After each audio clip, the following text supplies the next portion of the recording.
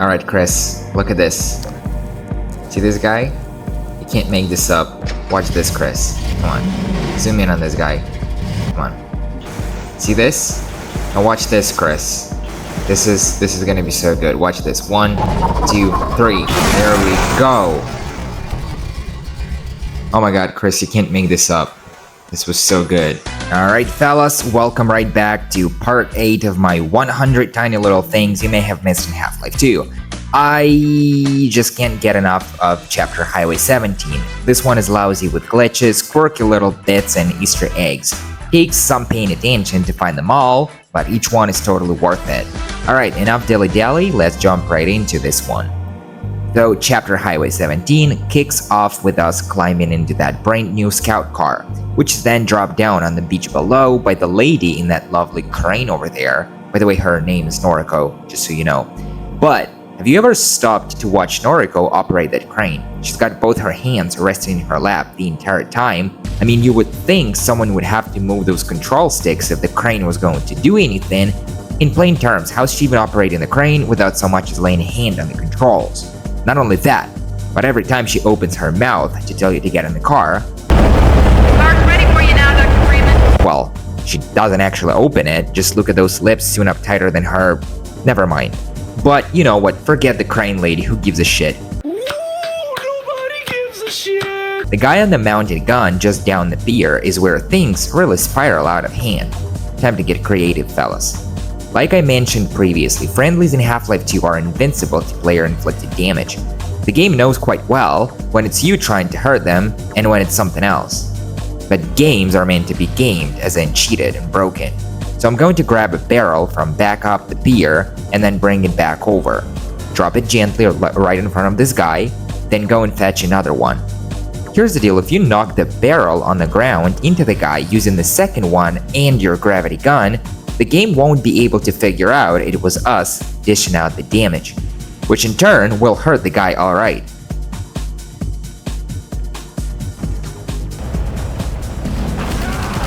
Oddly enough, this mounted gun cannot be mounted, for lack of a better term, which is strange to say the least considering we do get to shoot one of these on multiple occasions throughout the game.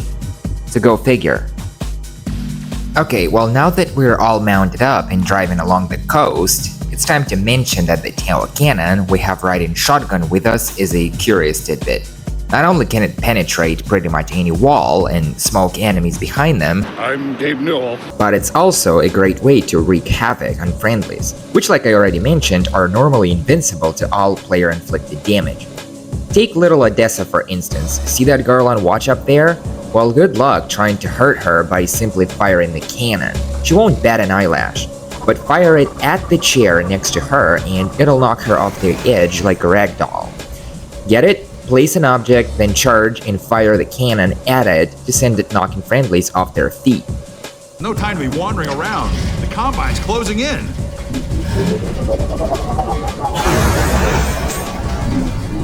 So I figured, well, I would take it one step further and drive right inside the main building at Little Odessa and see if I can whack Odessa Cubbage the same way I have been whacking everyone else today. Too bad you can't just pull into the building, the entrance is too damn narrow. But you know what, screw that, just get out of the car and punt it through the entrance using the gravity gun. Really, it's all about the right angle. You might break a little sweat, but it's doable. And now that we're in the car inside the basement, it's time to have fun. What, you guys really didn't think I would come this far to just say hi and move on, didn't you? Same thing, right? Plop a barrel in front of your target, supercharge the tail cannon, and then release it at the object. If the angle is solid, it works like a charm 100% of the time.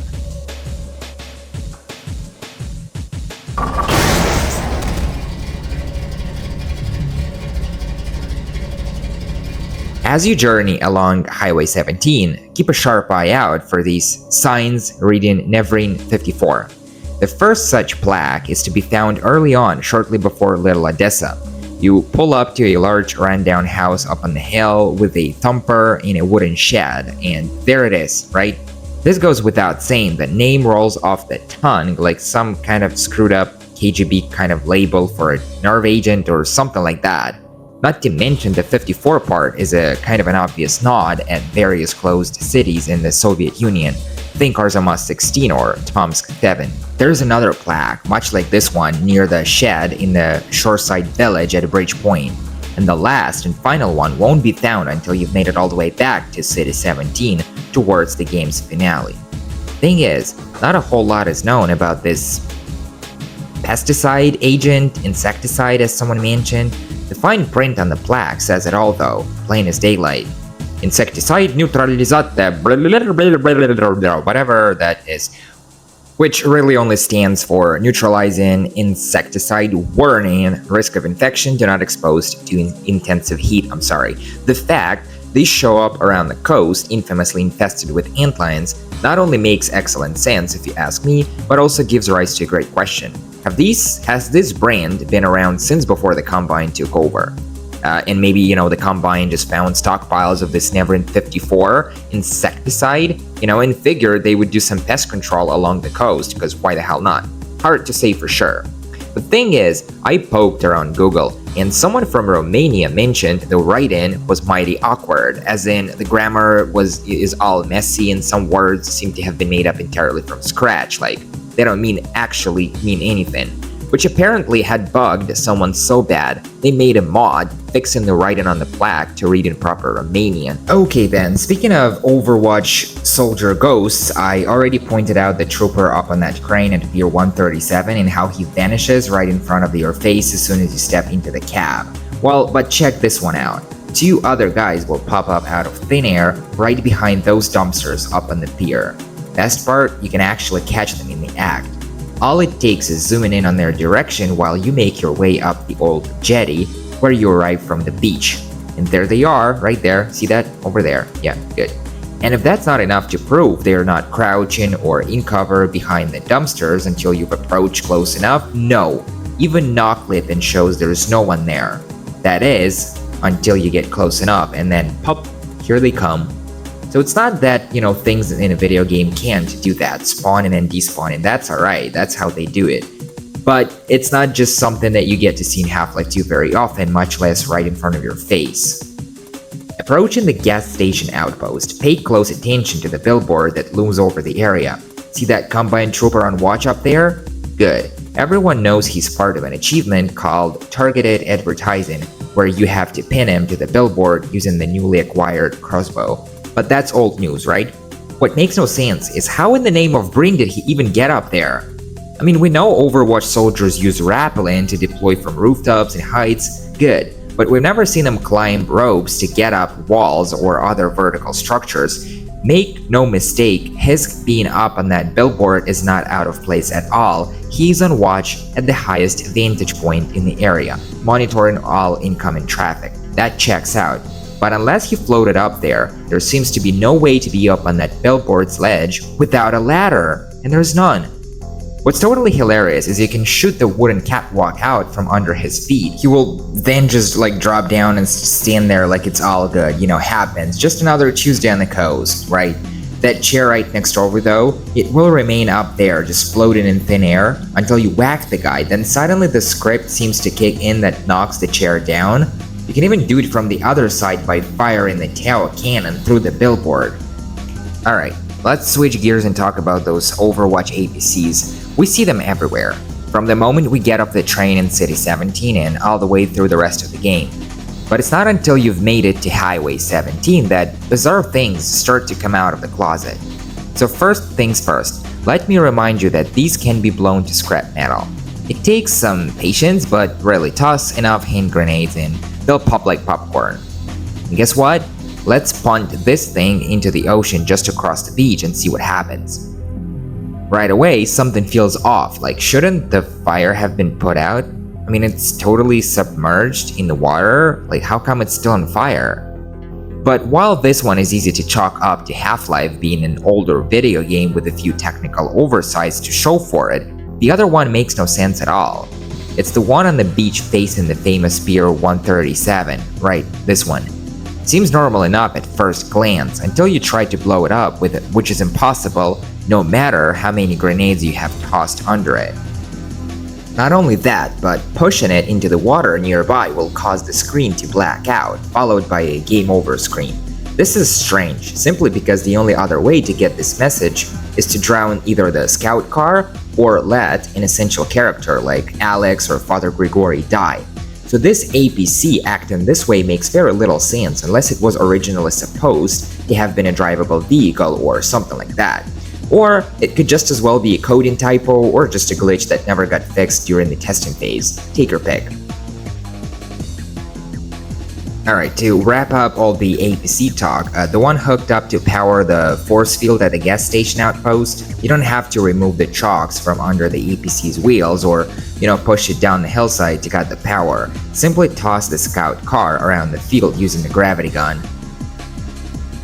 But if you're absolutely itching to actually get rid of that APC, there's an offbeat way to do it using your grenade launcher, and from a distance. Simply head down the same cliffside right across from where you find the crossbow. Now fire your grenade launcher at the APC to get it rolling down the hill. You could even try shooting the parking wedges out from under it, using the crossbow or the magnum, but this one can be a little tricky. Grenade launcher though, it works every single time.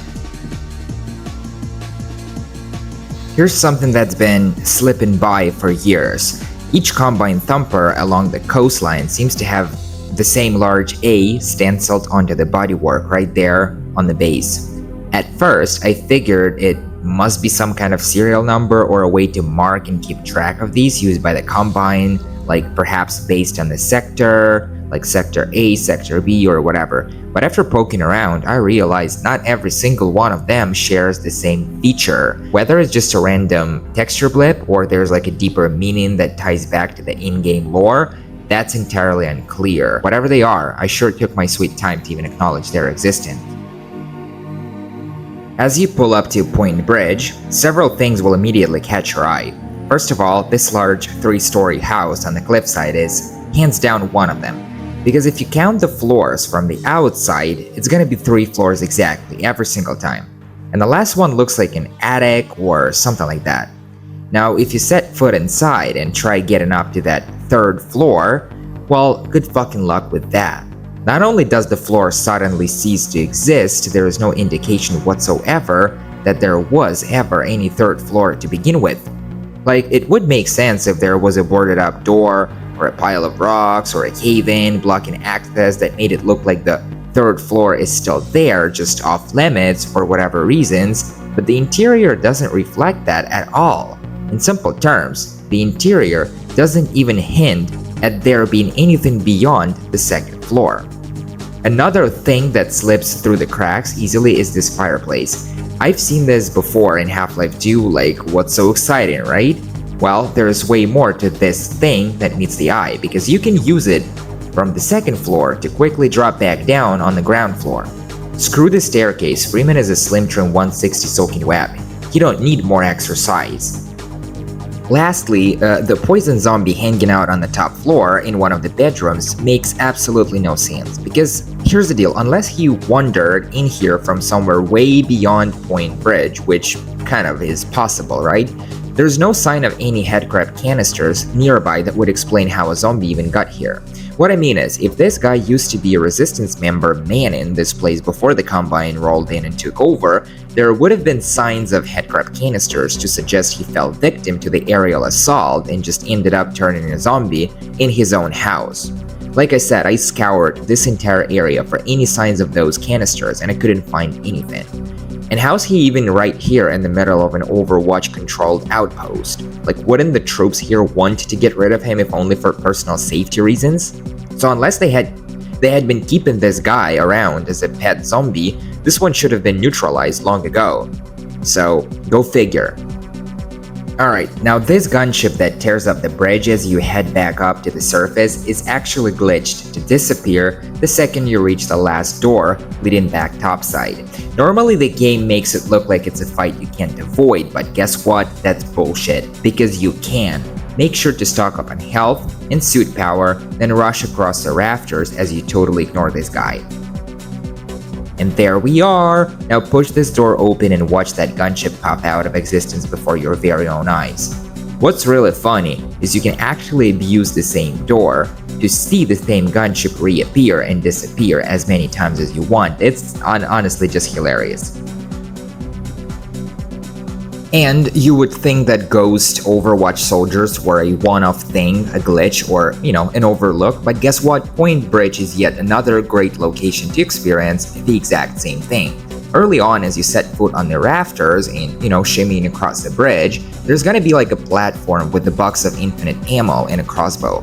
We all know that the second you step on that platform, 2 Overwatch soldiers will show up across the bridge on the next platform over, guns blazing and all that.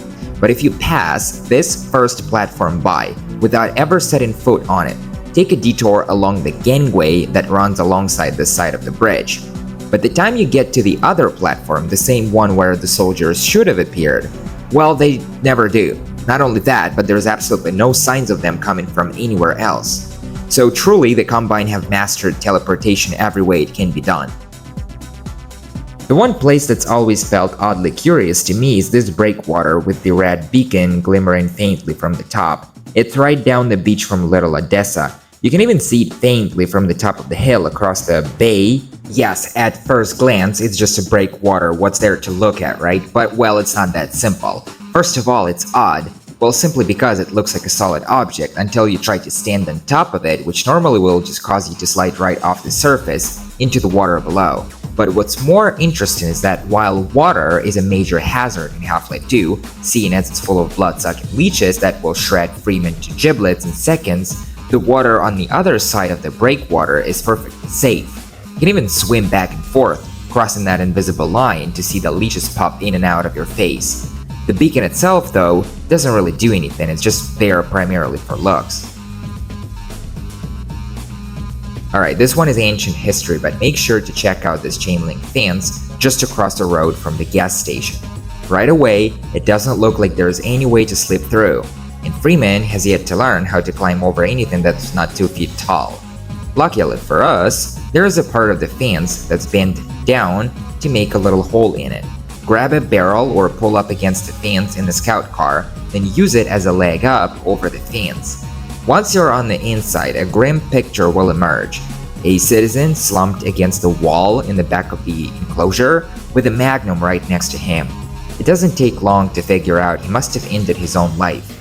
My take on it, he must have figured he would hide out here after the Overwatch troops took over this outpost. But instead, he probably ended up cornered with no way out and just decided, his number had finally come up. And last but not least, at Bridgepoint, one thing that has yet to be explained is how in the world did the Combine squad manning the control tower at the far end of the bridge even get in and out of there.